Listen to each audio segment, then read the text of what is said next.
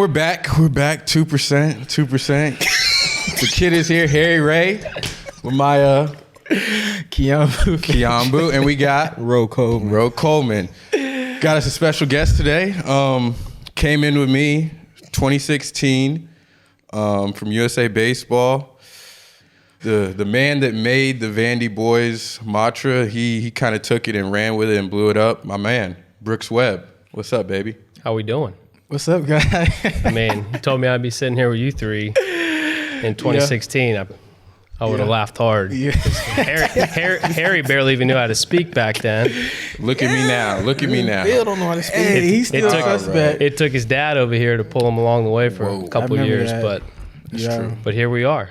Harry is. You guys are looking good. I'll tell you that. Appreciate you, man. No, I appreciate you coming by. Of course. Yeah, man. So at the 2%, man, kind of just give us you played baseball in college, and then the transition to USA Baseball, and then the Vanderbilt. So kind of walk us through that journey of those three spots. Yeah, I mean, I think from a college perspective, going through high school and playing, it's like just like you guys, you want to play at the highest level you could from a college perspective, and I was smart enough to identify pretty quickly I wasn't good enough to play at a place like Vanderbilt. So I was like, what's next? Is that a mid-major? Is that Division II, Division III? Birmingham-Southern College, which from Birmingham, about 30 minutes south, had been it's kind of a unique story, but they were a Division I program up until, I guess, 2006. And they had the only school that's been, at the time, had gone from NAIA to NCAA Division I to NCAA Division III, won an NAIA national championship in 2001. So they had a lot of history, really good facilities, had a lot of guys in professional baseball, a couple of big leaguers, and they were in the process of transitioning to Division III. So my group was actually the first team that was at that Division III level. So it was a team of all freshmen. So if you can imagine, in college, that's one of those things where you form your brothers right there because you're all going through the same thing, and you're kind of watching leadership form with people that are just like you. And I think that was a very unique experience. The head coach, Jan Weisberg, was actually with him, this past weekend, and still easily one of my, best mentors, but one of my best friends, and, really learned everything from him as far as just, playing the game at a high level, but also was really one of the first leaders in my life outside of my parents, where it was like, okay, I can take some things from him that I know I can employ, whether I keep playing, whether I don't keep playing, or whatever I get into. And he came from the SEC. And I think that was another piece where, being from SEC country, when you're around excellence with all these schools, he played at Kentucky. He coached at Kentucky for a really long time before he transitioned into becoming a head coach, at Birmingham-Southern. And he tried to run the program as much as you really could, from that lens and from that perspective.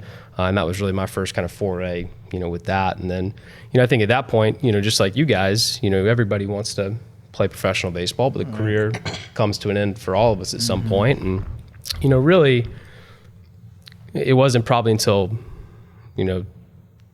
maybe even 3 years in before I kind of keyed in on, I want to stay in sports. Didn't know if that was baseball, and initially it wasn't. I think, we all feel this a little bit too, right? You get a little burned out sometimes with it's something you've done every day for, 15 years. Got into sports. That was the career I wanted to get into. I was fortunate enough to work with IMG, which kind of taught me everything foundationally I needed to know about business. They had a great, training program, and really taught me how to communicate, how to email, how to talk on the phone, how to sell, all skill sets that I used, whether it was at USA, Vandy, what I'm doing today on the agency side. But I think really it took about 6 months before I was like, man, I miss the field. I miss being around it every day. I miss the game. And, at that point it was like, okay, how do I navigate and figure out using my experience to get back onto the baseball side, which led me to USA, which ultimately led me to Vanderbilt. But I've been very lucky. I tell people all the time, like, it is about hard work and it is about networking, but there's some luck involved too, and just like how you catch certain breaks. And I've been a recipient of some good ones. I'm the first to admit that. But I think that's kind of the story in a nutshell. How many years were you USA? I was there. It's funny. I got married in December of 2012. So Lauren and I just celebrated 10 years. Congrats. 10 years this December. which is crazy to think about. But I interviewed for that job the day we got back from our honeymoon while she was in PA school. So I started that job. They offered it to me right after, and I started that job January of 2013 and was there through July or August of 2016 when I came to Vanderbilt. So I think looking back, like we did long distance marriage during that time while she was finishing up PA school, and like all the growth that took place both individually and relationally was just very, very unique from how much we grew. But that experience at the USA, I mean, you think about it, and you've all been affiliated with it in different forms or fashions. Call it what it is. When you get a chance to represent your country on the field or in an arena in international competition, and even if you don't get that opportunity, but you're on a trials team or part of a tryout, like there's something special to that. It's not something you ever take for granted.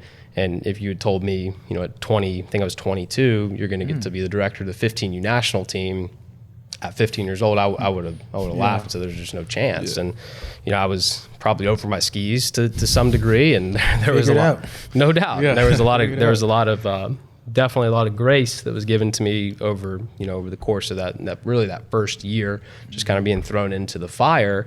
But when you look at when your career starts and like how it evolves over time, like there's just things that stick out, and like that first summer really sticks out to me as far as we won a gold medal with that team, and there's several guys that have gone on to play in the big leagues and a lot of first rounders on that team, as there should be from every USA national team. Yeah. That's the expectation, right? I've won gold medals, I've lost gold medals, and I've had guys that you look back and be like, I can't believe we didn't pick that kid, and there's some you're like, wow, like that guy really impacted the group at 15, but never amounted to much past that. So you look back at all the stories, and I think you really break it all down. To me, every summer, just trying to get a little bit better personally, making sure the team's in a position to compete for a gold medal. That was great, but the piece that I always I really hated about it was the finality of the summer. Yeah, because you spend. It's different at Vanderbilt, right? Like it's always tough. Finality is like, it's just tough to deal with, man. It's tough. I remember coming home in 19, after we brought home the trophy, and like I was like sad. I don't know if you guys felt that way, but I was like sad because I was like, man, tomorrow, like these guys are packing up, and like we very well may not have everybody who's on this bus together again, ever again. You probably felt that way in 14, and just it's really difficult when you look at how much time you spend and invest, whether it's in your coaches or whether it's in your players. And, I still have really close relationships. I try to stay in touch, as you guys know, with, everybody from my life, because I care about what they're doing and I want them to know I'm there for them.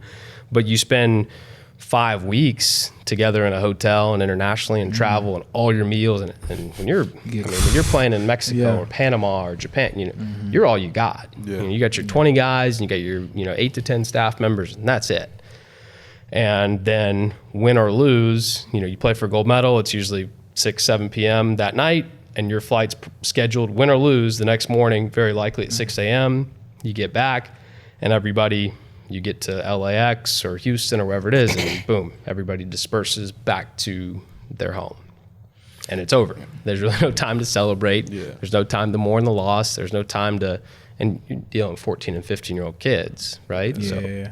Educationally, like that might be the first real loss they've ever been a part of, and it just, that always like stung me at the end. I think you whether TOS and the experience I've talked about a lot, Tournament of Stars, it's a tough deal, right? And I think when I ended up leaving USA Baseball, somebody said, I can't believe you left there. It's like, well, one, leaving for Vanderbilt, it's the best college program. Not in no way. I mean, USA Baseball, like, I think anybody in their right mind would want to work there and work for Team USA. But it wasn't like I was leaving to work for some second-rate organization. Like I was more than excited about leaving for Vanderbilt.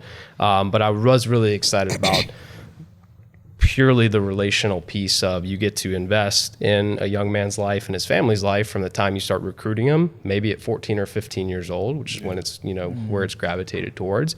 And then you get to be a part of the process of not only their selection of a school, but when they get on campus and how you watch them grow from, the freshman who's just getting bagged on at practice every day by every staff member. No, practice is individual. Training. So he's getting bagged on in the cages. Yeah. And then when he goes out to take ground balls, then he's getting bagged on again. But and then you watch him And now look at him now. progress year after year, and you have people that, evaluators that say that guy will never play infield at Vanderbilt. And then he goes on to, make the biggest catch in program history, to send us the national title and come up with some of the biggest moments down the stretch. And just, you just watch the growth. I don't want to, this ain't the Harry Ray show. Maybe just the Harry Ray minute, but Hey, we could cut that. that's fun, right? And I think for all three of you guys, just the progression of your life, the impact, and really like what the word we talk about all the time, right? It's very hard. The legacy team, the legacy team doesn't mean you have to win a national championship to be a legacy team. But I think when you look at legacy teammates, it's like, what type of path and wake did I leave behind me from my time there? And, I've told people a lot, and Ro and I have gotten to be so close. I mean, I was only with them for one season, but Ro and I are as close as anybody that played there. And, I just think back of, your versatility and how you really helped navigate, in that 2017 season that, it was rough, right? There were some really rough patches as we kind of navigated through that. I think for you in 19, the leadership you provided, on and off the field. And I know we'll get more into that team. And then, Harry, obviously for you, it's just, you think back to from where you started and where it finished. But I tell people all the time, one of the things I was most proud of is the fact that in 2020, when obviously, season was ended, and I think we were going to have as good a chance as anybody ever to go back to back. Repeat. Call it what it is. You don't want to operate on ifs and buts, but that team's going to win it all again. Come on now. You were Mr. Commodore, right? Yeah. And that was the male student athlete of the year. That has nothing to do with on-field performance, that everything to do with like how you're impacting your community. And I'll never forget, you telling me, after your exit meeting with Corbs, and 17 ended, and we lost to that really good Oregon State team in the Super Regional. And I remember those guys. I tell you what, man, those guys were different. They were different. Definitely different. When you were watching them, though, did you think they were like that? Yeah, I did. Okay. Yeah, I did. Because like we were watching film, and we came down to the hotel and we watched film in the breakfast room, and we watched them like they weren't that small. The Holiday and Corvallis. Come on now. I knew they were. Like I saw they were scrappy. Go back to what you said about the breakfast room. We were literally meeting in the Continental breakfast area because the hotel did not have a meeting room. Mm-hmm. Yeah, that says a lot. We were like closing the doors and keeping the public out so we could go over film. Yeah, but you're right. I mean, I could like that. But. Nah, man, I knew they was scrappy, but we was looking. I'm like, wow, we going home, huh? Right, but like. Fact. I don't know why you got that. I don't know where you got that from because I don't know where you got that from. I must have been watching the wrong thing, but I was like, we were trending too because we were rolling because we had that big dead period, and then we were just trending upward. I'm like, I felt good about where we were. That I'm like, okay, like it's going. I ain't think it's gonna be a steamer. I thought it was gonna be a good weekend, basically. Well, that's right. I mean, that team had a lot of confidence. I mean, Will Toffee was the hottest hitter on planet Earth in college or big leagues, and Dub had been rolling for weeks, and Raby was pitching well, and I was like, all right, we got a chance. Yeah, I knew there was no doubt that we thought we had a chance. And those games, like I've gotten arguments with people over this, like those games were competitive, like. Until a point, like to the fifth or sixth inning. I thought they jumped on us one game, but like we punched back. No, we did punch back. Like it was never there was never any rollover. Like there was fight to the very end. But like if you really want to call it what it is, they didn't even throw some of their best arms in that series. We just flat out, were a little bit overmatched there based on a lot of factors. But I think the biggest factors, take nothing away from them. Crazy to think they did not win it all. Yeah. And I would take our 2019 team over them every day of the week. But that was a very, very good team that we ran into. I mean, their record, they had fundamentally, I've never seen 4 losses. They had 4 losses. They never made a mistake. Yeah. Like literally, they didn't make any mistakes. It was just like, bro, what's going on? And that environment, everything that went on with the Friday night pitchers, you guys probably remember. And it was just that, emotionally, like that place was charged up. That's as close to I think probably as close to an SEC environment as we could get at that point. And we played there again in 22, and it wasn't quite. The team was still good, but it wasn't quite that. But yeah, that was that was one of those years where you look back and anywhere else. Anywhere Send else, us anywhere else. Anywhere else. Yeah, that's probably true. But that was that was my first year. So in a way, like you think back to, that was like the first taste of, you see how hard it is to get to the College World Series. You see how hard it is. But I remember coming back from that trip, and we had a charter flight back, which was like another thing. Like we learned this year, because the NCAA books all your travel in the postseason. A lot of it's out of your control. We learned this year, like it doesn't always go as easy as like there's a plane waiting for you when it's over. We had to go through that process coming back from Corvallis after losing in the regional final. They were like, we're going to split your group up and fly you out of Portland over the next like 12 hours. It's like, no, you're not. We're not doing that. That's not how we roll. Not because we expect anything, because we stay together as a group. That's just what we do. It's what we always do. So navigating through that. But I think back to the positive of that was, coming off of, everything that happened in the 2016 season, but just getting to be together at the end. It was the first time I felt that finality. First time I realized how hard it was to get to the College World Series, because I hadn't been through it. And you see that we needed to get better, which we all knew. And then going through exit meetings, not necessarily just with me, but experiencing like, okay, like this guy's a senior and he's moving on.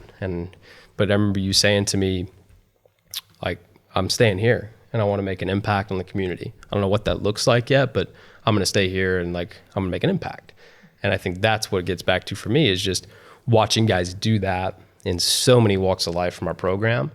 Certainly it's easy to point to professional baseball with all the players that are in it, all the players that work in it, but everything that, so many guys are doing, that you just, that word pride can sometimes come off as conceited, but I take a lot of pride in just that the program and everybody that's ever been a part of it, well before me, well after me, does in arming young men to go out and succeed in whatever it is they want to do. And I think that's where I really, from my Vanderbilt experience, look back and what are you most proud of? It's easily the guys and the relationships and the weddings. And the weddings we get to go to. Love the wedding. Nobody loves a wedding more than this guy. Holy cow. So different. They had a wedding, just bro. call me the king. But now, just talking about a little bit the finale a little bit. Like you can feel it. I guess it doesn't really hit you into like your last year, because even in that 17 year and we lost to those boys, Corvallis, probably the first time I seen a lot of the older guys like shed tears, and so obviously I was sad, but it wasn't like, I don't know, it was tough, but it was like I knew I was coming back, but also then fast forward to 18, you got the Mississippi State coming town. That one hit. That hit a little different, especially just the team that we had and whatnot, But in the midst of all that, talk about corps a little bit, because we have so many meetings and the times that he'll talk to us on the bus, in the classroom, prior to a game, and he can feel something happen, like especially in 19, we had something special, and he never dropped a tear, but he would come so close to dropping a tear, and he would like never drop a tear. I remember in Omaha, and probably like 2 games before we get to the championship or so, and we in the meeting that he's talking, he's like, just enjoy this, enjoy it, it's a special group, and I forget everything that he said, but like you see him get kind of like chuckled up a little bit. I'm like, dang, bro, you gotta make me cry, and we ain't done playing yet. But it just speaks to like how, how far we come since August all the way to now, and Hey, Doug, what's the question? No, it's not a question. It's not a question at all. Damn. It's not a question. I thought I was long as No, shit. I'm saying it's not a question. I was just speaking Go on ahead, it. bro. Keep reminiscing. No, that was it. I was just speaking on like just that experience, Facts. Well, I think you make a good. I hear you, because like you tie that into finality. It's like you may be 2 wins from a national championship, but it's coming to an end. Yeah. It's coming to an end. Like I remember losing game 1. Losing game 1 to Michigan. Yeah. Now I knew in my head, like it's easy to say this now, but I remember telling Lauren over Christmas break, 2018 going 19 season, I was like, this team is going to win the national title. I remember telling her that, and she remembers me saying that. And I think she also probably remembers me coming in the room after we lost Michigan, and I don't handle losing well. I think You guys certainly know that. Glad you I think admit it. I worked with and for someone who doesn't handle losing well, that you guys played for. That's just some people's DNA. But I was really, really calm after that Michigan loss. I wasn't necessarily surprised. Like when you get to the national title game, anything can happen. Michigan was as hot as anybody had ever been in college baseball, and they're a talented team. But I remember like getting to the room, had the post game meal, and I just kind of sat down on the bed, and like, she was, I remember her saying like, "You all right?" I was like, "Yeah, I'm good." And I was like, "We'll respond tomorrow." And I was like, but at the end of the day, I was like, I think what I realized going through the College World Series was, and it was hard because you want to win a national title. You get that close, and we felt it in 21. Like you get that close, and you're just like, nobody's sitting there saying like, "Well, we already won the last one." It's like, no. Like you're pissed and you're upset, and it hurts. It really, really hurts. I don't know if the hurt's that different than like thinking back to like the 2018 Super Regional. Like I think to me all hurts are the same when it comes to losses. When there's something on the line, and when you see the emotion that comes from the kids and comes from the players, like that like absolutely rips me apart. Like to the point now where like I just like try to find somebody to put my arm around, and like, because if I look around, I might lose it too. Yeah. But I remember thinking after that Michigan loss, like these guys and everything they've done, we were at 57 wins at that point, won the SEC regular season, won the SEC tournament, even though that ball might've been foul. No, we still would have come back though. We didn't need help. I mean, it topped off the three doubles for me, but did Harry call for a review in the first inning when the guy came off the bag? He didn't. Anyway. Hey, see, I don't think we can. Back. Okay, all these things these guys have done, all the issues that teams have that we didn't have. It was just, there was no drama that year. There's no off the field problems. The grades were outstanding. The leadership was even better. Like we traveled well, we trained well, guys practiced well on their own. All of those pieces, they just aligned. Yeah. And I remember thinking and saying, they don't need a championship to define like what this year means. And it didn't mean I was accepting defeat because I knew we would respond. But I do remember thinking, kind of talking through that in my head of like, where, 2 years prior, I would have been probably, throwing something or kicking a chair. I'm like, oh my gosh, like we're going to, can't believe we lost game one. And that's exactly what happened. We came back the next day and Rock did what Rock does. And ridiculous. The most underrated pitcher in Vanderbilt history, Mason Hickman, comes in. Really though? No doubt. Yeah. Comes in and just throws an absolute haymaker next day. And, that team was just, it's hard, you don't, because there's just every year tells a story. That team was really special. You've played on some special ones. And there's special teams throughout all of, Corb's time at Vanderbilt, where you look back and you think about, and he said it in the, the celebration, deal we had after when we got back in the football indoor, but like every step, positive or negative, whether it was like losing in a super or like teams that enabled the door to be knocked down for the next team. It's so true. And it was true in 19. It's like, if we hadn't taken like those absolute gut punches from Ole Miss in the SEC tournament, it was really the first time all year where we were like, okay, so if we want to win a title, we're going to have to dig out from what most people would think is an insurmountable hole. And we did it. We just kept fighting. We got it done. It's an incredible comeback. But then we lose to Duke. If we hadn't lost to Duke, what was the score of that Duke game? Like 107-1. Right. We talked about that on another podcast, but it was tough. That was tough. But that was the other thing too. I think about all of those moments and times, and like you put yourself back into your shoes, and that game was like, I think we traded runs to maybe start. Close, it was like, okay, it's just gonna be a shootout, and then they jumped out, and it was like one okay. inning, they just took off. I was like, whoa. But in a way, you remember thinking back like, oh, this is like Ole Miss. Like we'll hit our way out of it, and then it became clear like we ain't hitting our way out of this. It's not gonna happen. Like tonight, good thing this isn't winner take all. But I do remember the same feeling after that game that I felt in the bunk with Ole Miss. Just there's no flinch, there's no panic. Like the eyes didn't get big. You hear that at the professional level a lot, right? And you have these young players that, whether they're first, second year, rookie of the year finalists, whatever, that they perform well all year when the stakes are, just right there. And then when the stakes take it up a notch, they start gripping the bat tighter. And you look around during BP and their eyes are big, or they change their routine, they change who they are. And what happens? They don't contribute to the success of their team, and very well their team could lose, and it is what it is.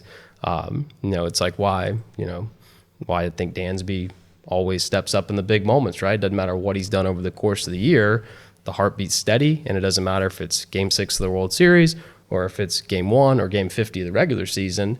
And he trained and was a part of environments like that where he knew what it took. And he's one of many guys we could mention, but like Duke, looking around the dugout after, I think there's even like a shot on ESPN because DeMarco and maybe Ethan, or I don't know who all was in it, but like they kind of just like laughed at each other, like, well, like we said that last podcast on the last episode. Yeah, it was like, man, we got that ass beat, but it was like it wasn't funny, but it was like shit. And on to the next one. And I always just because you don't want any possums walking through the locker room, right? So you try to keep them out of the locker room. But I remember walking through because we started to do media, and I think we had to go get a player. So that's really the only time I'll go in there is right after. Mm-hmm. And I remember going through the mudroom to get somebody right before we walked with Corbs, and I don't even remember who it was, but I do remember going in there really quickly, and like it wasn't celebratory. Like there was music playing, not loud. Try to tell you. You probably hit the Bluetooth. If I had to guess, you probably on it. Definitely was. But it was just like from a temp level standpoint, like, are the guys panicked? Are they pissed? Are they upset? It wasn't that, because I hate after loss, you out in the concourse and guys are with their girlfriends, their parents, they're giggling, have a good time. It's like, guys, we just lost a Friday night game. Like, you have to be able to separate it. But you also got to have some awareness. But in the locker room, like I remember after losses when I played, it was like, you pack your stuff and get the heck out. Mm-hmm. And, for you guys, it was just like, okay, there was a steadiness of, we are going to come back tomorrow. We're going to win, and everything we want still in front of us. So whether it was a 1-0 loss or 19-3, we're going to win. And I think that was the story of the season. There's no question. Facts. Yeah, man. 100%. Let's transition a little bit. I went to baseball operations was your official title, at least my years that I was there. Mm-hmm. So kind of give us, the things that went on behind the scenes that we didn't know about, because I know anything that went wrong, the players, we just blamed you for everything. Yeah. Brooks didn't tell us. No matter what it was, it cannot be in his title, but like it's Brooks' fault regardless, So comes with the territory. Yeah. So kind of tell us about all the moving parts that happens, behind the scenes that kind of makes us, do what we do. Yeah. Well, I think one, you know that's what you're signing up for. When you're in charge of all the details that ultimately off the field impact a team. Like I always approached it, from the first fall, where we were resourced at a completely different level than we are today. But how are you able to make the coaches coach better and the players play better and be able to focus on what they need to focus on academically?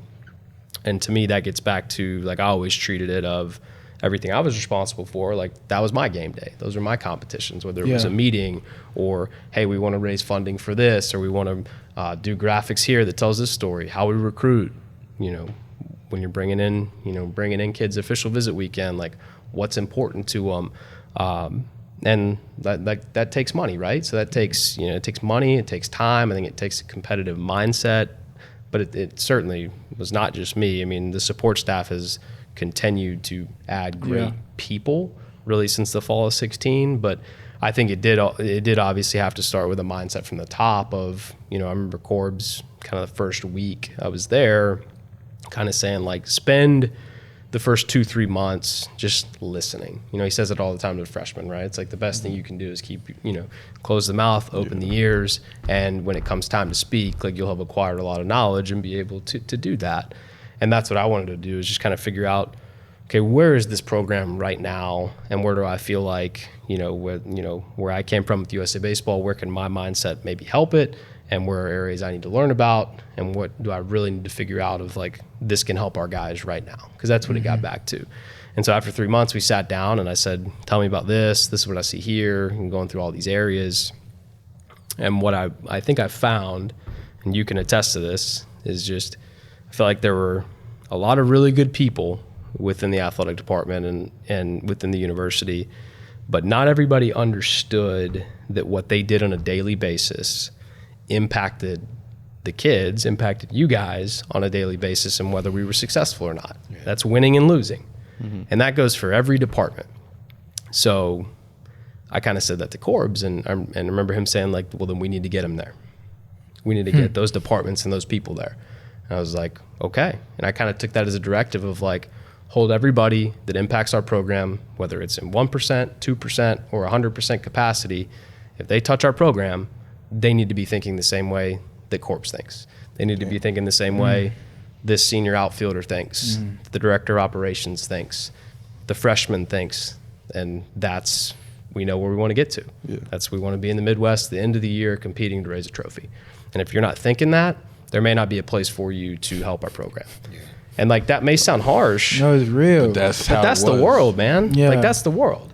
And that's professional baseball, right? Yeah. You guys have all lived it. So those were areas I just wanted to attack right away, because there's just so many things. I mean, we could talk for, and we won't, we could talk for 5 hours about like boring stuff, but that impacts a very big piece of what the student athlete experience is. Because you joked, you said it, like, you guys think like, oh man, they just get us our per diem. And so as long as we get our per diem on the road, Brooks did his job. Really, our per diem, like, where's my per diem at, Brooks?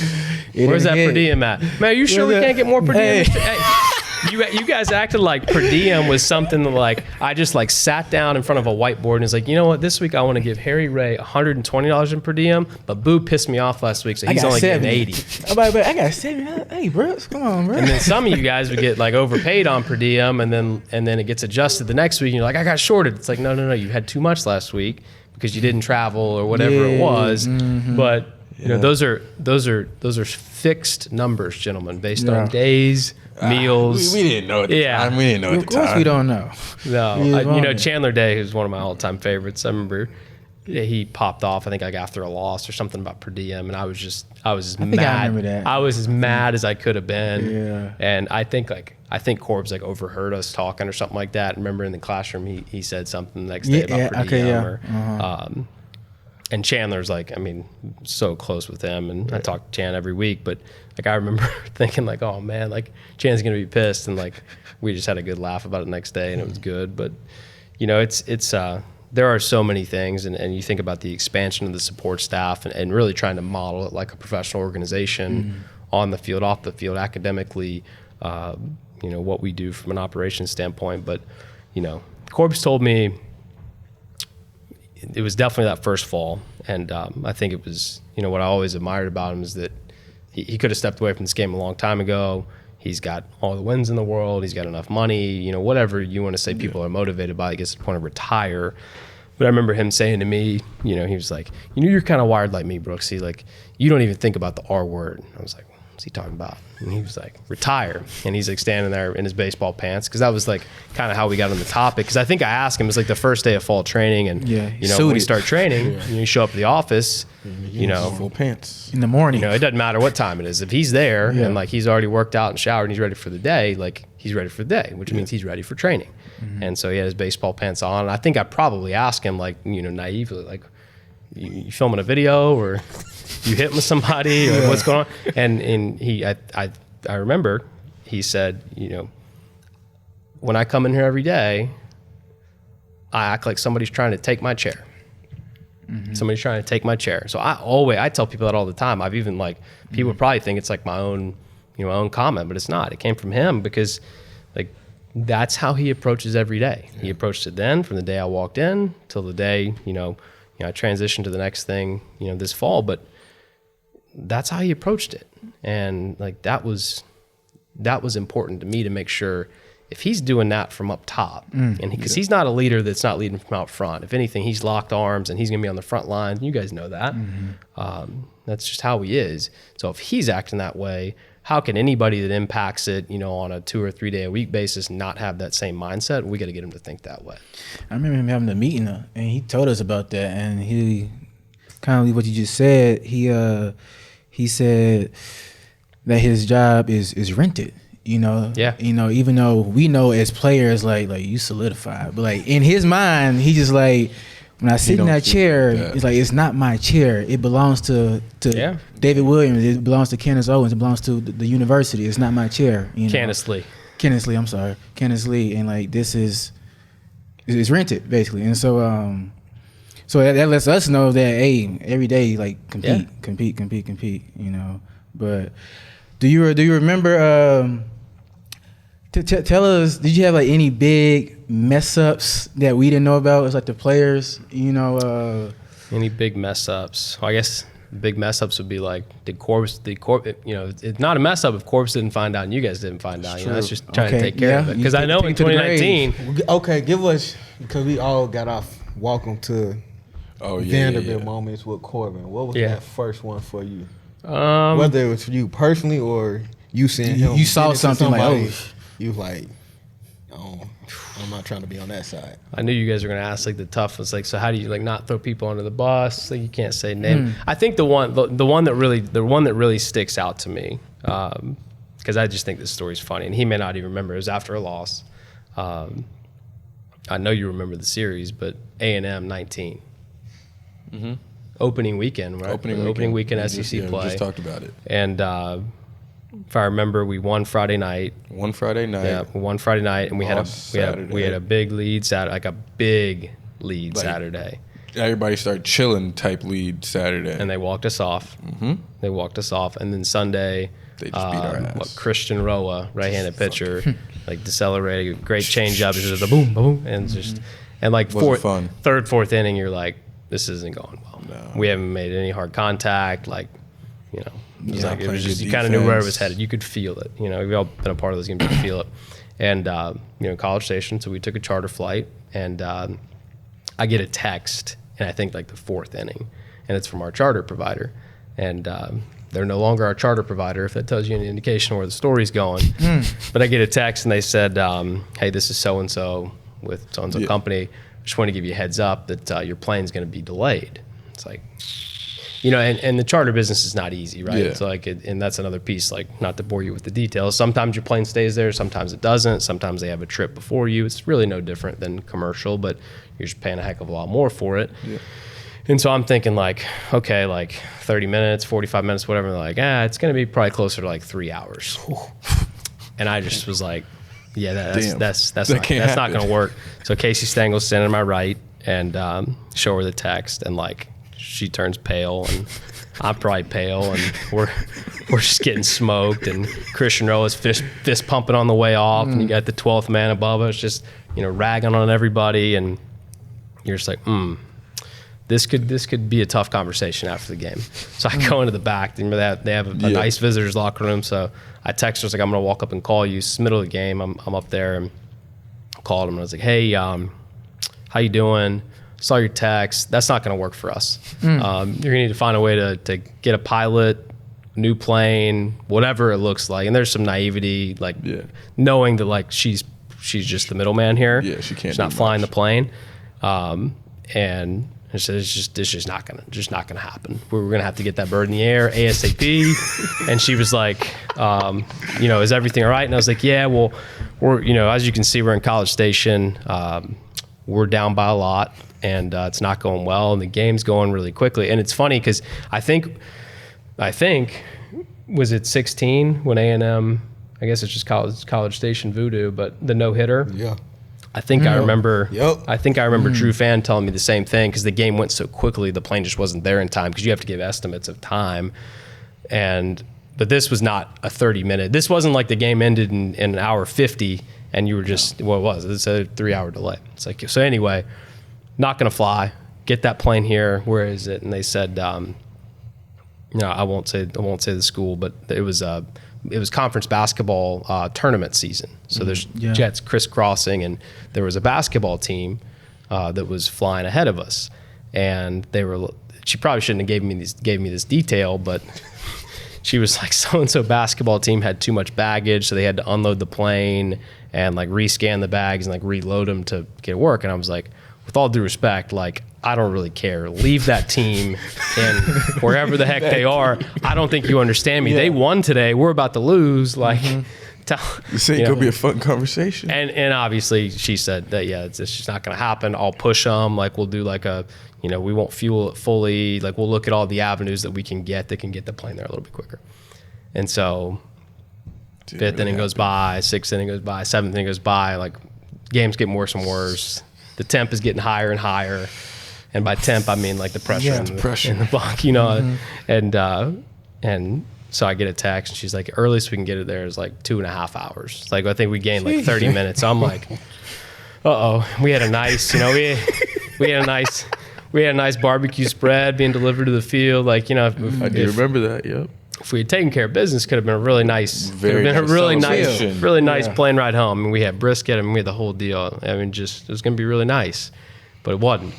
And so 7th inning, 8th inning, 9th inning rolls around, and we did. I mean, we those were the worst we played all year. Was probably that day, like easily all phases of the game. I think we just imploded. And ugly. I mean, when you talk about a team with 59-12 or whatever it was, like to think that was the day you played the worst for your plane to be 2.5 hours late, 3 hours late, not good. So Casey was like, "You want me to tell him?" And I was like, I'll tell him. I got to do this one. So, you know, he sits there at the end, waits up and waits to talk to the team, which I love. I think that's another thing about him. Just I love that how he communicates directly after games, because there's just some emotion to that. But he's really good about obviously keeping that in check, but how he speaks to the group. That's very important to him. And I love that. Not everybody does that. We're lucky to have gotten to experience that. But I go and stand in front of him. He's writing his notes on his clipboard, and he hadn't called the whole group up yet, which, you know, do. And so guys are like, kind of like, do we wait around? Do we start packing up? And so I go and kind of like stand in front of him where he can definitely see me, like me to you. And he's sitting on the bench. I'm standing here, and I'm like waiting for him to look up.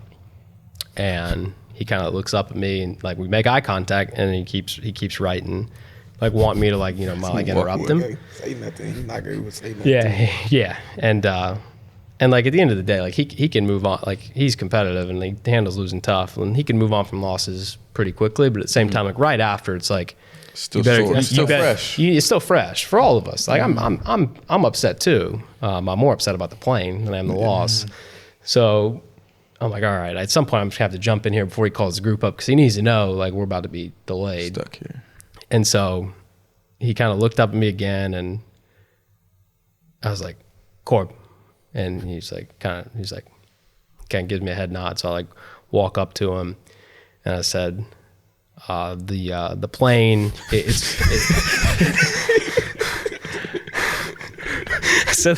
said the plane's gonna be late. And he goes, okay, why? And I was like, all right. I said, so-and-so basketball team was flying on it before us in this city. They were supposed to drop them, come get us. They had a baggage issue. They're still on the ground there. It's probably going to be about 2.5 hours.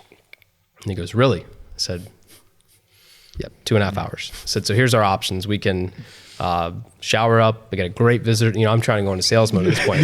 They got a great visitors locker room in the back. And we let the boys shower. They can eat their post-game meal in there. And we could just get on the bus and you head to the airport. We'll just sit on the tarmac. And he just looks at me. And I was just like, okay. And then it's like, anything else? And he was like, so walk back, start packing my backpack up. And the next thing you hear, he's like, bring it up. And then everybody got together. And I remember him telling you guys, he's like, first off, you know, our plane's not here. And he specifically said the team, I told him, he's like, because so-and-so basketball team, they have it and we don't, which is another loss today. And I'm like, like what? And I'm like, come on. I'm like, come on. And so then he walks through obviously some of the game notes and where we needed to get better, and you know, we're all feeling pretty bad, and we go back to the locker room, and you guys all showered and got loaded up. But I remember me, him, and Bax sitting in the locker room after you guys had gotten on the bus, and just like you think about moving on to the next thing. Like he's still talking about game notes, and then I remember me, him, and Bax, and him saying something like, "Hey, that meeting tomorrow at 10." I was like, "Oh, he's starting to think about what's happening tomorrow, which is good. Like we can get him off this." And then he goes, "Is that plane here yet?" And I was like, "It's not." I'm like, I think I'm gonna go to the bus and see what's going on out there. But anyway, we made it. We got home safely. That's all that matters. We but did. That's one that I joke about a little bit. Do you remember Top Golf? Oh yeah. I probably saw the text messages with you. Has that been brought up on a pod?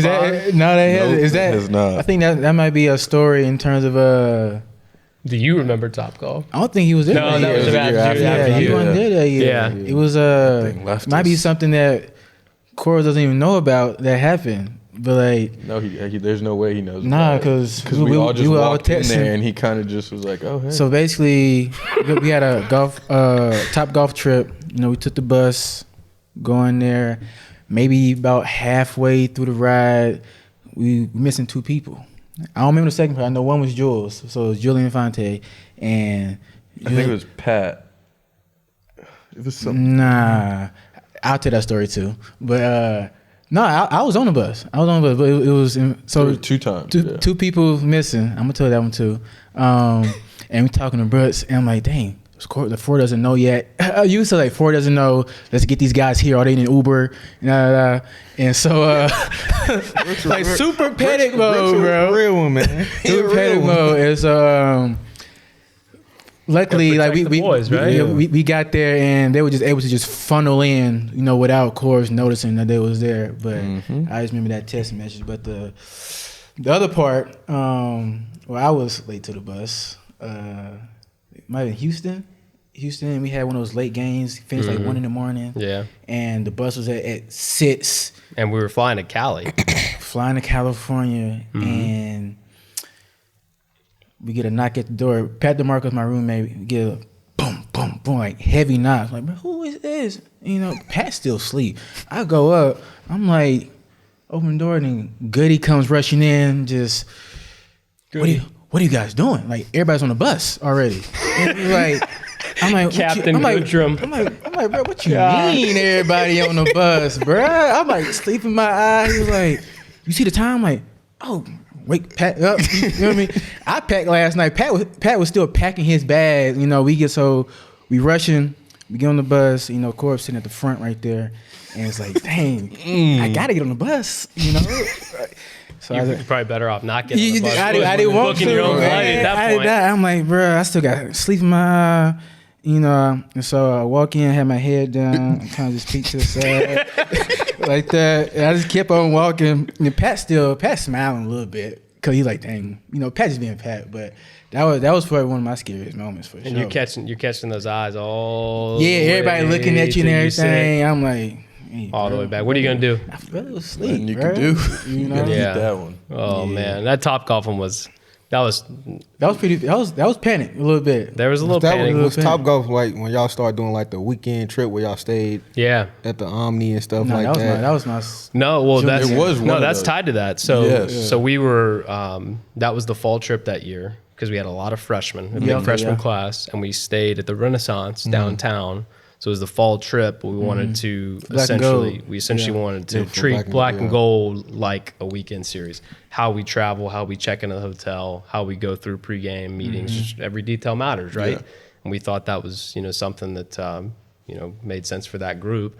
And then we did an outing the night before. I think after we did like the team training that night, and those guys got there, and I remember being in a bay and like.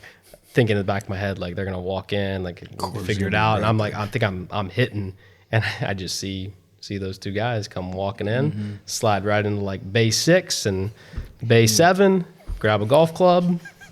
Nothing happened. Nobody knew. It's crazy. Yeah, being a part of that 2019 team to go to Omaha and win it. From just talk about that experience and how you felt when you all won it. Well, in a way, I think especially for a program that's done it before and been on the doorstep even more times and has been to Omaha that many times, like to me, it was just in a lot of ways, it's a culmination of so many people's like hard work, but just seeing like there's a difference in like, sometimes like you win a game and like, guys are happy. Some guys it's like fake joy, fake smiles. They don't even really care. Like that was just like sheer joy on everybody's face, almost in a way of like, I think any team that wins a national championship or world championship, it's like, I can't believe we did that. That's a pipe dream. Like national championship is a pipe dream. It's crazy. For Vanderbilt, like again, it's still a pipe dream. But when you've done it, you expect that you're going to put yourself in a position to do it again. Mm-hmm. So every year, 17, 18, it doesn't matter what year, you think we can do that. Like we can be that team at the end. Doesn't mean it's going to be easy, but that's just the way you think. I used to tell people all the time, like in the athletic department that would mention, the word Omaha. If they would mention during the season, I'd be, like we don't say that word. Like they're like it's almost superstitious in a way of like, you don't know what it takes to get there. So like, don't mention it. Like you can say like at the end of the year or where we want to be, but like, don't use the O word. People would like, be like, oh, this guy's crazy. It's like, no, I'm serious. So like that's hallowed ground to me because of how hard it is just to get there and then you win it all. And just to see how, you guys, how you celebrate and like it really is hard. It really is hard to describe. Especially like being on, in 22 or 21, watching somebody else do the same celebrating in front of you. I'm not still bitter, but, it's like, no. It really is just such a cool feeling just to see how happy the team is and just knowing like the story that went into it. And like already knowing like this is the best team to ever do it in college baseball. It's just not even close. But then that obviously puts the icing on the cake. And I'm sure I'm opening up a big can of worms. But that was really, really special thinking of from where we ended in 18 and just the pain of that. Pain's all relative. I had sports, but like it hurt. Like 18 hurt, but 19 just. Man, I think 18 played a huge role in 19 because we lost one guy, but that team was just like, yeah, all right, like we're not going through that shit again. Well, I'll tell you, like, because I think we all handle winning and losing differently, and I think even for my own personal maturity level from where I am today, from when I came in, there's just things that we all get better at over time. But I remember taking 18 like way too hard, like. I didn't sleep. I don't think people realize 18. I've never seen when JJ hit the walk-off. I wish we could pull the video. This man when he was running. He ran out. Then he ran out. Then he ran back inside the dugout. We have blacked out. Video. I'm telling you, I can't even. I can't defend myself. Nor can I say I'm proud of it because I really do think I blacked out. I mean, it was just one of those. It was one of those moments. I forgot that. It was one of those moments that gotta get that video. You look back after the fact and you're like, oh, I did that, huh? Yeah. So I did, but I just. That was a good one. I used great, to, I love to. I mean, the bunker is a separator from the program, right? And like the dugout, like it's again. I talk about hallowed ground. Like that's ours to protect. Like I took that seriously, just like you guys did. And like if you're gonna be in there, like you might as well contribute. And when that ball hit the batter's eye over Mangum's glove, I was and I think in my head and that's why I was so upset the next night. It was like, we're going to Omaha. Like in no way are we losing tomorrow. And then we did, in probably the wackiest, craziest college baseball game to ever be played. Yeah, you just think about, we were 54 outs away in 17, but we were 2 feet away, or like a judgment call with a base runner away from going, and really like looking at how that bracket played out.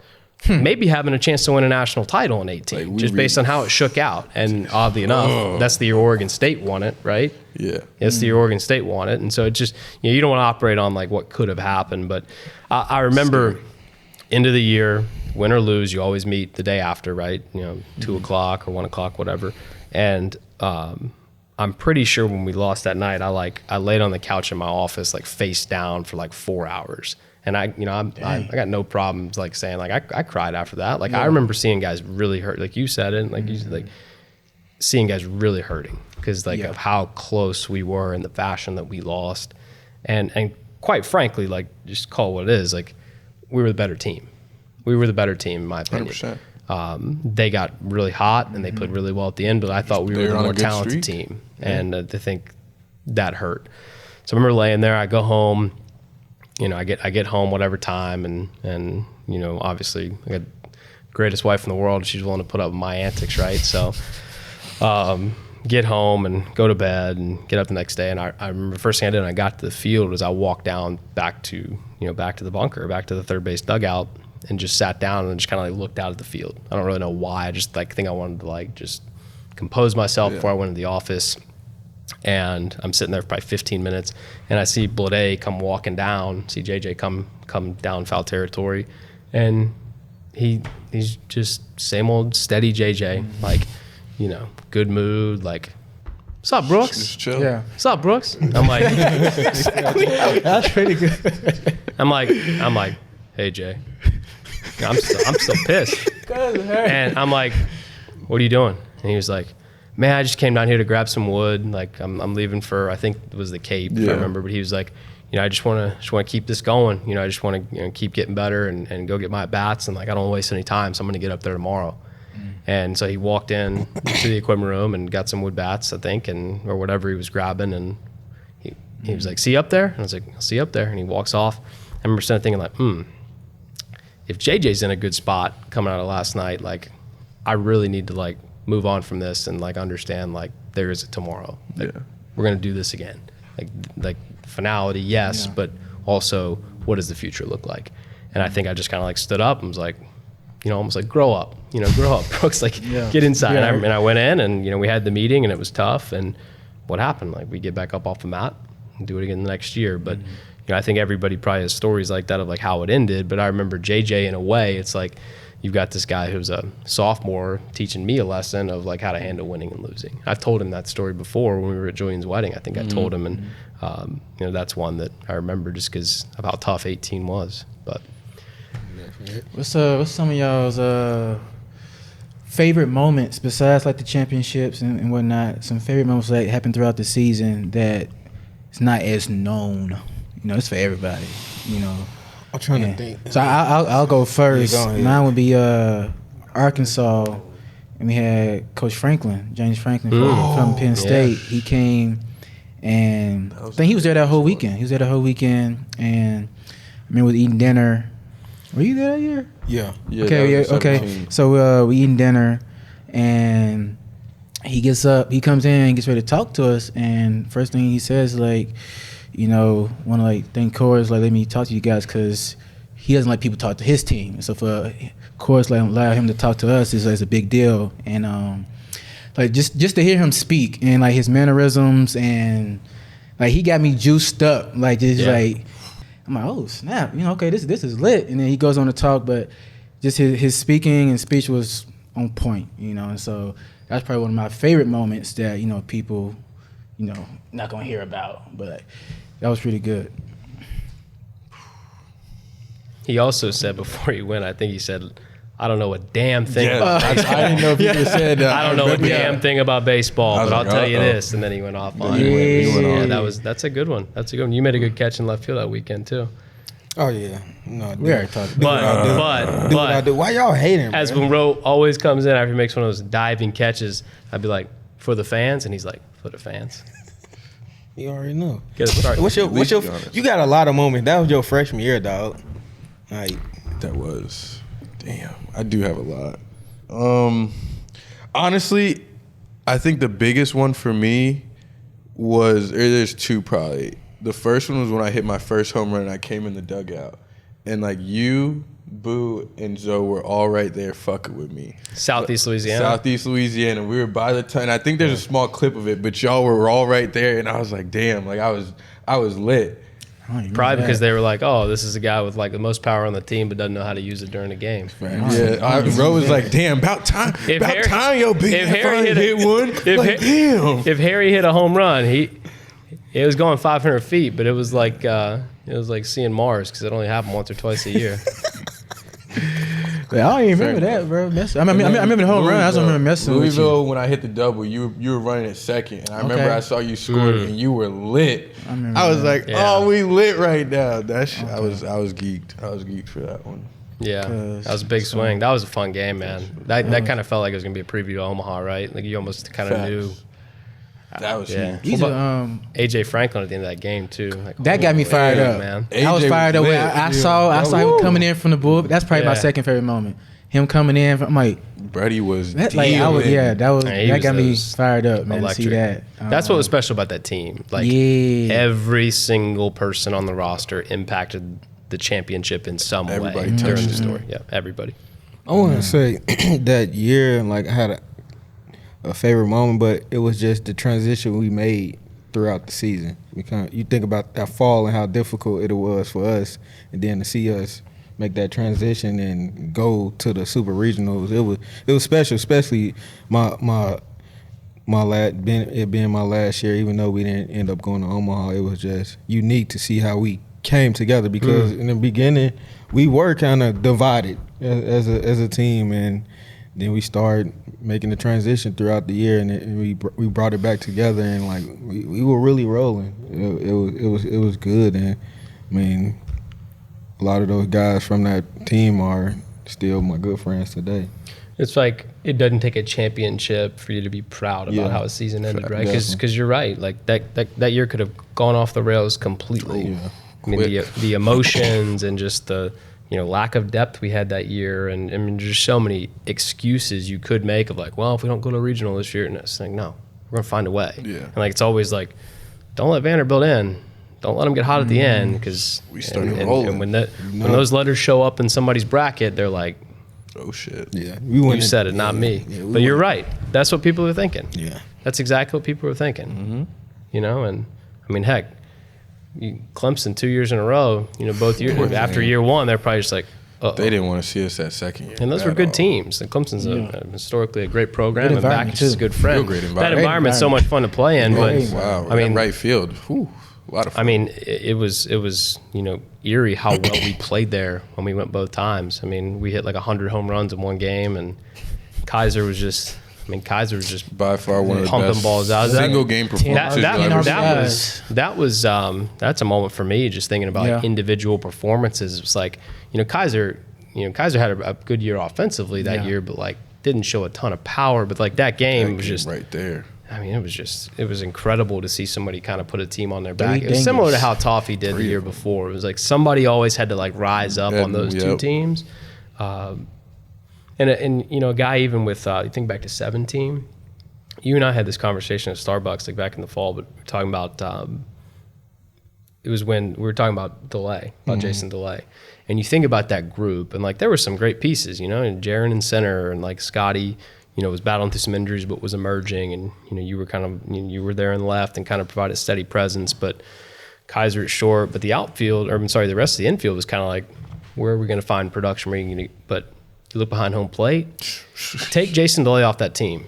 I don't know if that team makes a regional, because behind that you had Scotty, who had been injured but still hadn't done it every day, and you had Duvey, who ended up being an incredible player in the program, but he'd tell you like he was not even anywhere close ready to catch an SEC staff, day one. He would have gotten better as time went, but you just think about the value of a player like Jason Delay to that 2017 team.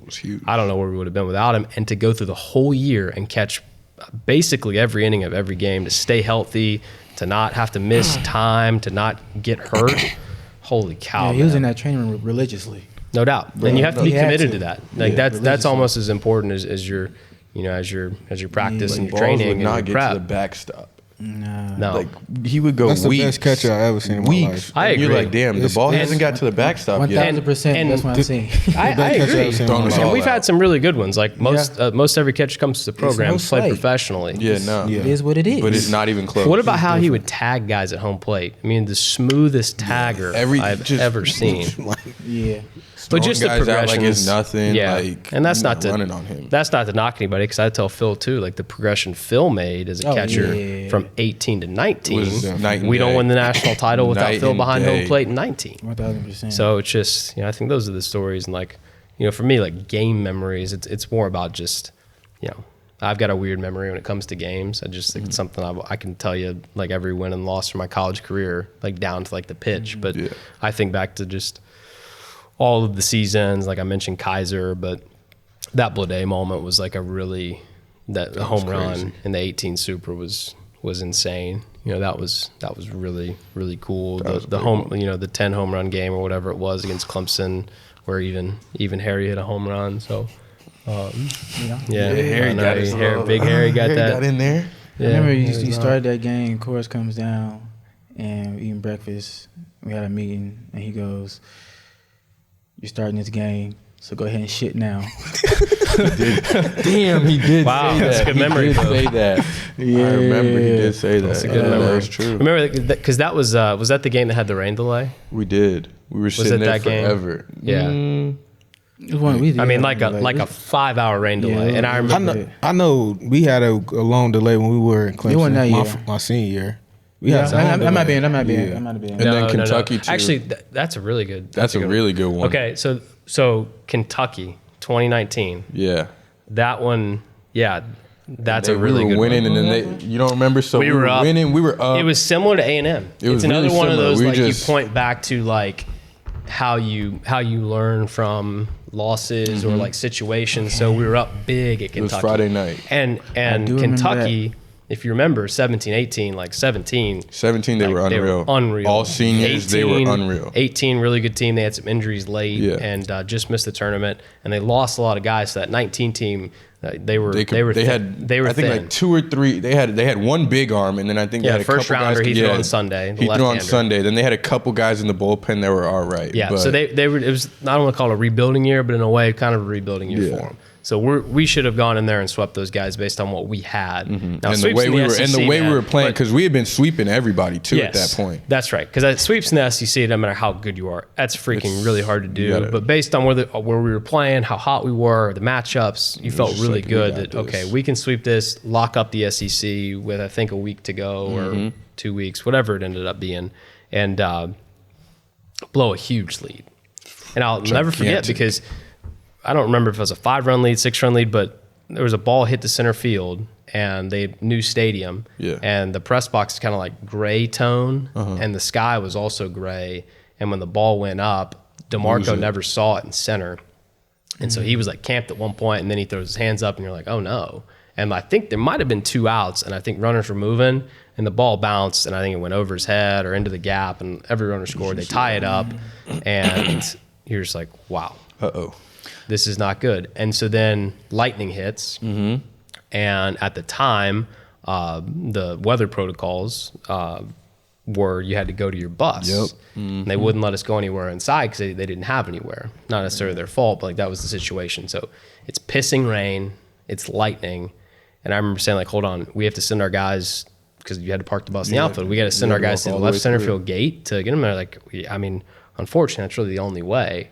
Because the only other piece would have been to go to their side. You still have to go on the field. So I understood it was like you're having to weather the elements literally one way or another. So guys go to the bus and you blow this huge lead and whatever. You didn't come to the bus. I didn't come to the bus. None of the coaches were. It was just players on the bus. Yeah. So I was sitting there, me, Corbs, Bax, I think Brownie, and I think Dave. I think everybody else had gone out. Maybe Tracy Campbell, she might have stayed. I don't really remember, but we were on that bus for a while. It was like, it a was while. good But we knew there was a window to play. And then I could almost see the look in like guys' eyes when you all got off the bus of like, okay, like this isn't, because when we left, it was like, ooh, like what have we done? Yeah. Got off as a totally different mindset. And we came in and that inning was just crazy. You had that slash. The slash, You had that baby. slash, Come on now. which you don't slash a ton, double, but boy. you slashed and because I think the inning started where I don't know if it started, but EP came up and I was like, this is our guy. He's about to come through big force. He popped out third base, foul territory. I was like, ooh, and then guys just kept picking each other up, picking each other up. And you slash. I think that maybe that tie it. That tied it because Scotty was on second. I slashed, tied it, and then Phil hit the ball to the gap. And the center fielder, that guy was a crazy good athlete. He almost caught the ball. Yeah. He almost caught it. But that gave us the lead, and then And then after that, the rest of the weekend it was. Kinger shut the door too. Yep, Kinger shut the door because like I love Kinger. I mean, he's one of my favorite guys. Like he's another one. 17. It's like take a player off that team, take true freshman Kinger off the 17 team, and how he stabilized the bullpen that year. And then in 18, he was a little bit more up and down, but he still threw some big innings for us. That guy was filthy. I remember he came in Arkansas against Spanberger. They Throwing like 95. Had that lefty. The lefty of Arkansas, he came in, it was like bases juice, and crowd started going crazy. In 17? In 17, his freshman year, just like came one in. One of his first big moments, and he got him to pop up straight in the infield, and then King came in, he's like, bro. He got out of a bases loaded jam against South Carolina in 17 SEC tournament where bases loaded, no outs. I don't remember if he came out of the pen. I'm pretty sure he did, or if he got himself into it. But I remember thinking and it was we went to extras that game, and it was like we're about to get walked off one way or another. You just don't get out of these, and he just like punchy pop up, fly ball out of it, and he just comes walking off the mound like it's almost like he was too naive to know like what he'd done. Yeah, but he's just like takes his hat off and he's fist bump, and that shit is.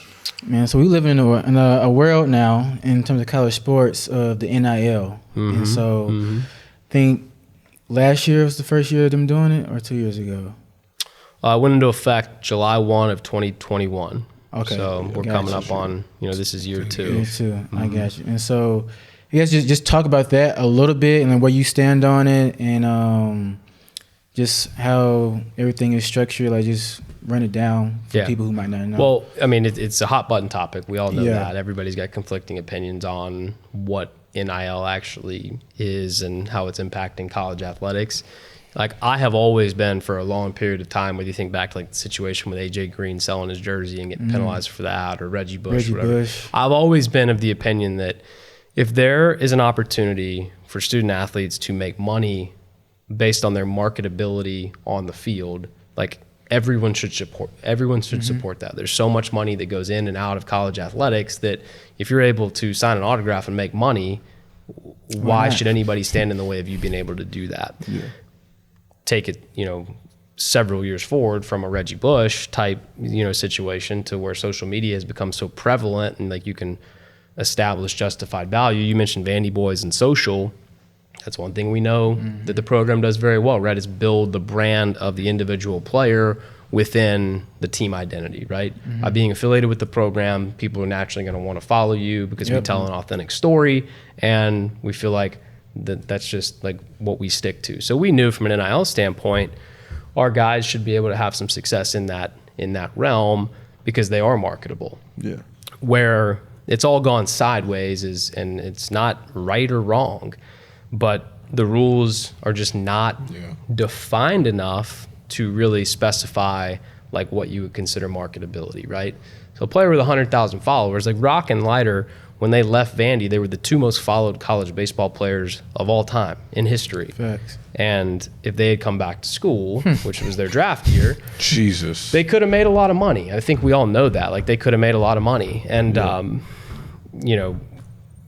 what it's evolved into is that if you have those players now, or even players coming in, is the collective piece, right? Where schools are able to fund these collectives where you're able to use essentially donor money to satisfy some marketing needs. And I'm not, I've never worked in a collective, so I don't know the ins and outs, but people are referring to it as pay to play.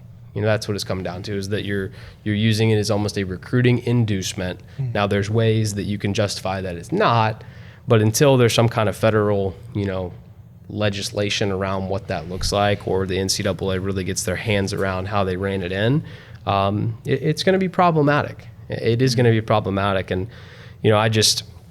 I don't look at a player making $100,000 off, say a Gatorade deal because he's got a lot of followers and Gatorade wants to partner with him, the same as the lifelong, University X fan who loves the program and owns a barbershop down the road and is like, I've got a lot of money, I'm giving you $250,000 because I want you to come to University X, and then I want you to just tweet about my barbershop. It's like, that's not worth $250,000. We know what that looks like. And so when it's used as an inducement, I just don't like it, but it is happening and the rules do allow it. So whether you like it or don't like it, it doesn't really matter. That's the world that we're in. Anything that can create and add value for, the player, I'm all for. I always have been for. And it gets back to, our philosophy, with Vanderbilt Baseball social media was always like, how do we tell the story of the player? That's all that matters. Because we knew in time that would happen, right? We knew that NIL would become a thing. Is like, how can we position you guys to get to a point where you can use that to your advantage? And I think that's always got to be the mindset, and that'll never change, how you market the players that puts them in a position to make money. And I look at it in a little bit, I look at it in a way of like, it's a long game, because are you willing to trade like a short-term gain, say $50,000, for the sake of, I want to go to this school because they offer me $50,000, to not go to this school that has a history of winning championships and putting players in the big leagues that might quadruple my earning potential if I go there based on the degree and their track record of putting players into the big leagues or to the NFL or the NBA, whatever it is. So I'm not going to reference any specific schools because I wouldn't do that. Everybody has their pros and their cons, and a lot of people do it well. But how can you see a lot of these players that are turning down opportunities in all sports to go to schools where you're like, why would they go there? Well, NIL money. Okay, well, they're never going to compete for a championship. That school doesn't develop players. Yeah. How much money could they have really gotten? Because it's not an NBA, NFL, or MLB signing bonus. Mm-hmm. So you're trading NIL money for what is a very short-sighted decision and can affect your long-term future. You go to a place, that has a history of telling the player's story and building, I hate to use the term their brand, but it's what it is, building their brand and telling their story for them. That enables them, when they leave that institution and sign professionally, to command a bigger trading card deal, to command bigger marketing deals, to sign a bigger glove deal or shoe deal or whatever it is, because they have more followers. They're tied to a national brand with whatever that university is. And then they're going to say, I'm glad I didn't take that $10,000, collective NIL deal with this school, because now I made $10,000 yesterday and I'm going to make another $10,000 tomorrow. I'm just throwing out figures, but that's where we're at. I don't know what your guys' opinions are on it, because you didn't necessarily live through it, but that's how it feels, man. And a lot of it doesn't feel good, but it's where we are. No, it's really crazy in the football space. I'm all for it. Like, the players should get compensated for what they're able to do, but I do think what you're saying, that bigger schools that have more money than other schools, like, you can't compete against that. Mm-hmm. So it needs to be some type of regulations on it. Well, and there's no, look, whether it's NIL, facilities, staffing, like how you feed your players, like it's never has been equal, and it's never going to be equal. And schools have to make choices where they invest their money. That's a big piece too. Vanderbilt and anybody else, you just have to say, like, well, this is important to us. So whether it's the third paid assistant in college baseball, which I'm, it is amazing to me that we live in a day where you've got guys that don't have health insurance or somebody that can help them grow a 401k or retirement fund, because we have a roster of 40 and we can't get a fourth coach onto the field. I don't understand how anyone can't see that for what it is. But like, a lot of schools, same way, might not be able to afford it. They could find a way to afford it, but that would require something else suffering or having to fundraise to do it. So there are a lot of pieces of it that, whether it's NIL or even simple things of like, how many media people can we travel on the road to help cover the team? Like, the stuff's not free, right? Yeah. Like a seat on a plane, a hotel room, the meals that come associated with it, the equipment that could be taken on the trip and get damaged and have to be rebought. Like, there's a lot of pieces that go into that schools just have to ultimately decide what's most important to them. And NIL is like not only is it a big ticket item from a numbers perspective, it requires a lot of thought on what you want it to look like for your institution. Mm-hmm. So transitioning now, so you spend 4 or 5 years at Vandy. 4 to 5 years at Vandy, now in a new position. Like 7, going on 7. So you've been there since 7 falls. 7 falls? Yeah. Dang, wow. Yeah. Now 16 then, but continue. Yeah. Well, in a new position now, at a SL agency, tell us about how that transition happened, and then just your role and what you do at the agency. Yeah, I think the agency world has always been interesting to me, just because it's like a convergence, and Harry and I talked about this at Julian's wedding too, like a convergence of all the things I'm really passionate about with inside the game, but also sticks to really my roots of, I just like to help the players. I like to be behind the scenes, and I like to figure out how can we create value for them in all these ways that, again, help them be better players. And from an agency side, I think what I really liked about Excel, and it all came about, towards the end of the spring, is just that it's a full service agency. So we do everything everything that can ultimately help a player get better on and off the field and in their lives. But it's not just baseball. So we do, baseball, basketball, golf, like Tiger Woods is a client. And I think when you look at, the power of the agency and the fact of all the things we do away from the sport, do football marketing, have a brands division, a properties division, like there's just a lot of things that when you start to marry and kind of pair different things together, you're like, wow, this can help this and this can help that and he can help her and so on. You start putting it together and you're like, wow, like the strength in being able to do that can add a lot of value in a lot of areas. We obviously, I think, represent a lot of the best players in the game. And I think how much the game's changed in 5 years, but where it'll be in 5 years, I think the role in kind of me coming in was just more of like, okay, this is what you've done and like what your experiences have been. And when it comes to the future, where we want our baseball division to go, because we've got so many talented people inside of it, it's just like, I've only ever worked in a team environment, Team USA, Vanderbilt. How can we apply some of those team ideologies and processes and procedures that help us function better and more efficiently and maybe put us in a position in 5 years where we got ahead of something, we were being, proactive instead of reactive. But more than anything, there's been just like with everything else, there's a learning curve, right? There's things you don't know what you don't know. And so I've, if anything, I've been leaning on our staff and our agents and the people that are in the field every day to, bring me up to speed on where things are at. How can I help you is kind of how I look at it. And starting to get to know some of the players, whether it's professionals or guys in the minor leagues, big leagues, amateur clients, just trying to build relationships and figuring out just at the end of the day where you can add value, where you can help.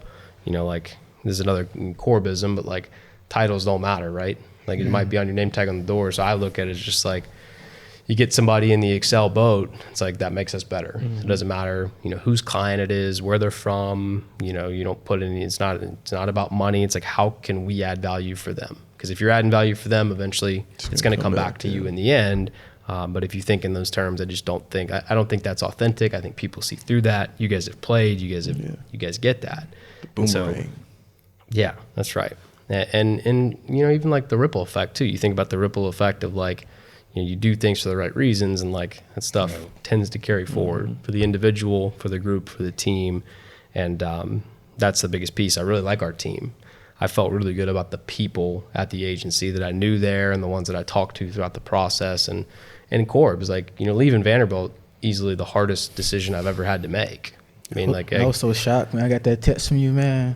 Yeah, like, what? I mean, damn. Yeah, it was emotional, right? Like, yeah, I felt it. In a way, like it's not right. Like your identity gets wrapped up in something, right? And aside from my faith and my family, like Vanderbilt baseball, like that was just it. It's what I did every day. Like you're giving up something that you just becomes second nature. It's like you wake up, it's like breathing, right? It's like just what you do.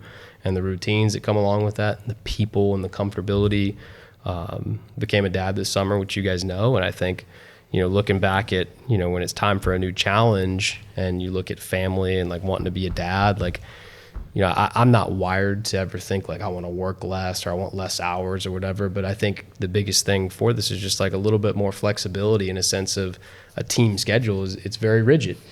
Now, there are a lot of things, and like the last 2 months have been insane as far as travel and getting acclimated. But, I think there's just a little bit more flexibility where it's like we don't have a game Tuesday, Wednesday, Friday, Saturday, Sunday. And I'll miss that. And I'll be at a lot of the games.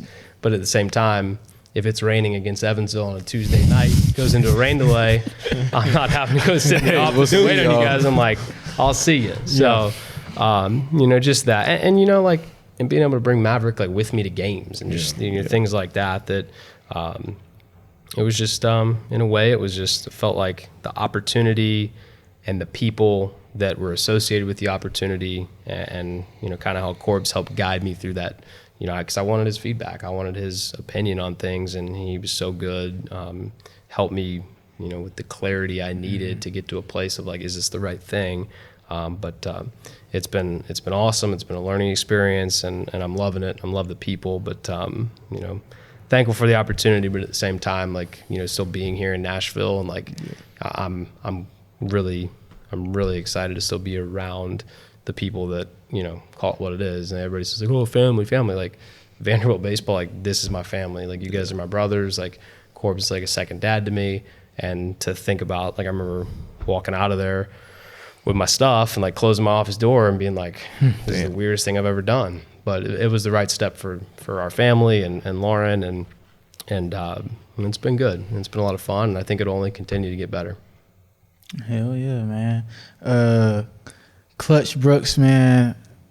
Vandy plays Georgia Tech in a regional, I believe, the 2021. And, you know, speaking on family, I hit up Brooks probably like the day before, you know. Like you always do. The day before, like, hey, man. Because I was going to see who was pitching. And I saw last film, hey, bro, I need a ticket. Always last minute with everything. I need a ticket. I said, but I framed it like, hey, Brooks, I know, brutal. You know, trying to use the words, you know. He's already selling. He should be an agent. You know, I'm like, hey, man, like, it might be tough, but I need a ticket, dog. I was like, boo, you killing me, dog. You killing me. Let me see what I can do, you know. And then he got me with the ticket, dog. Good. Sitting almost right behind third base, man. Yeah. You probably weren't the only one, though. Huh? You probably weren't the only one who needed a ticket. I know everybody hitting you up, you know, trying to get a ticket. Yeah. You know? Before you get out of here, what advice would you have for just athletes in general? Because you have a unique journey, and everybody think whatever sport they playing, they're gonna make it to the highest level, but percentages show it's probably not gonna happen. Mm-hmm. What advice would you give to them? I think sports in general, it doesn't matter. I think, just use baseball as an example, right? Like, what sport can you go for 4 with 4 strikeouts and just have to get up and do it again the next day? It's really the only sport.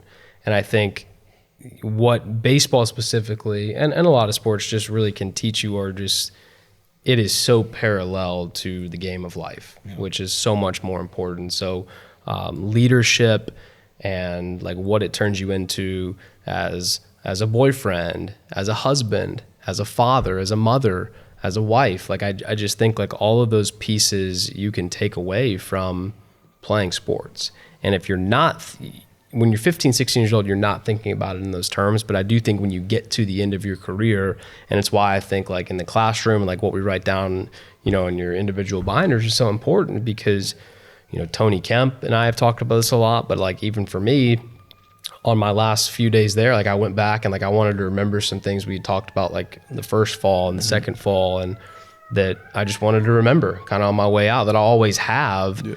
But the more that you can like write that stuff down and be able to look back on when you're in a tough spot, maybe in marriage, or when you're in a tough spot in a situation with a friend or as a dad one day, you can be like, hey, I've been through this. Now, it won't be as equatable as like father-son to teammate, but how you approach something, how you communicated it, how you stood up for what was right, even when it might have impacted and gotten somebody in trouble, but like you did the right thing for your team in the right moment. Like, those are the pieces that if you're not thinking about how they can help you as whatever you want to do in the future, as a professional athlete, the workforce, or, you know, just as a mom or a dad or a friend, you're missing the whole point of what sports can teach you, in my opinion. And it took me a long time to realize that, but I also understand, like, from where I've come from and like the journey of, you know, my college teammates they were all the groomsmen in my wedding. They're my best friends. But I think about all the situations that, and they would tell you like, he hadn't changed that much, but there's a lot of things that I went through with them that I apply every day. I apply every day now. And you know, I'm not going to get emotional about it, but I told Corbs on the way out, you know, I wrote him a letter and you know, like the one thing I think, sum it up with this, like, what do we always do at Vanderbilt, right? Like, call it eyewash, call whatever the heck you want. We leave it better than we found it. We leave it better than we found it. Mm-hmm. I did not always live my life that way. Certainly not in high school and to a point in college. But when you, again, person at the top that is always leading, always doing the right thing, visibly and not visibly, is leaving it better than he found it, I'm going to do it too. That's why I held you guys accountable. That's why I hold our staff accountable. And at the end of the day, and this is not, you know, this is the truth. You know, when Lauren and I kind of put Mav down to bed every night, say his prayers and like kind of just tell him we love and all those things, like it's the last thing I say to him. You're going to leave it better than you found it. And he's 6 months old, but I tell him that every night. You're going to leave it better than you found it. And where did I learn that? Yeah. Learned that in sports. Yeah. I learned that in sports. Damn. And I think to me that's one of many lessons that you learn from Corbs over the years. But there's so many you probably don't even realize you're learning that you look back and you're like, oh, I already knew that. Yeah. I just hadn't tapped into it. But I've run across this situation or that type of person or how I should handle that before. I know how to do it because of sport. And it's more than a game because it is teaching you about life. That's real. Amen. Nuggets. Amen, brother. Amen. Wow. There it is, man. That hit me. Brooks, Webb, appreciate you, man, for coming by and GOAT. spitting some game to us and just rapping with us. Enjoyed it thoroughly. You know, what's the Instagram? Your Instagram? Brooks W44, I think Brooks is the handle. But Go ahead, follow them. yeah, So if you want. not that they need it, but top athletes and I think all sports, you know, SO agency coming after you, man. You got a guy like this, you know, like, come on, man. Go ahead and put that pen to paper. But like, comment, subscribe, all that, and we'll see you on the next time. Yeah, love you guys. Thanks for having me. Yes, sir. Appreciate it, fellas. Appreciate you. Yeah. Love you too, dog.